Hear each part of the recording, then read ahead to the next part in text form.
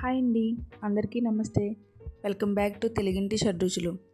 ఈరోజు మన ఛానల్లోని రెసిపీ బఠానీ చాట్. చల్లటి వాతావరణంలో వేడివేడిగా ఏమైనా తినాలనిపించినప్పుడు మనం రెగ్యులర్గా బఠానీ చాట్ని తింటూ ఉంటాం. ఇప్పుడు ఈ చాట్ని మనం ఇంట్లోనే తయారు చేసుకోవచ్చు.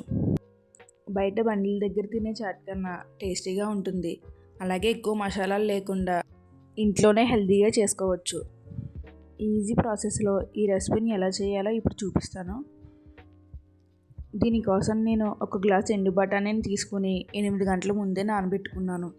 ఇప్పుడు ఈ బఠానీని కుక్కర్లో వేసుకుని 2 గ్లాస్ వాటర్ వేసుకోవాలి. అలాగే 2 స్పూన్స్ ఆయిల్ కూడా వేసుకోండి. ఇలా ఆయిల్ వేయడం వల్ల బఠానీ త్వరగా ఉడుకుతుంది.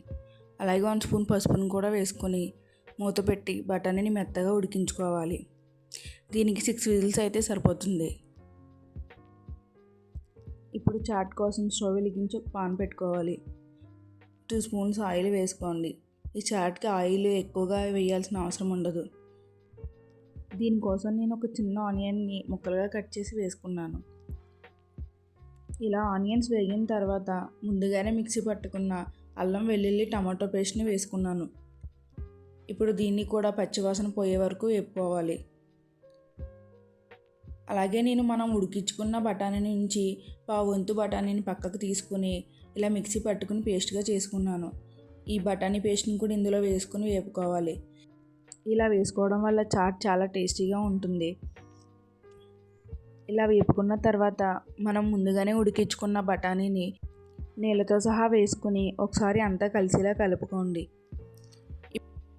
ఇప్పుడు 1 స్పూన్ కారం, 1 స్పూన్ సాల్ట్ కూడా వేసుకొని అంతా ఒకసారి బాగా కలుపుకొని 5 మినిట్స్ లో ఫ్లేమ్లో ఉడికించుకోవాలి.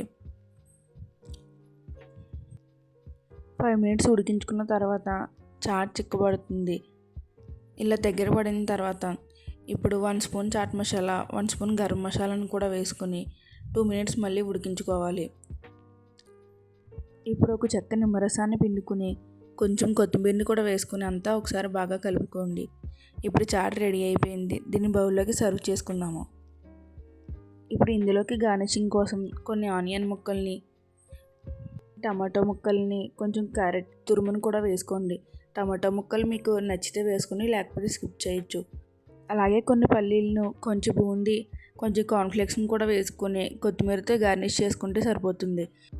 చూసారుగా ఎంత ఈజీగా చేసేయచ్చో.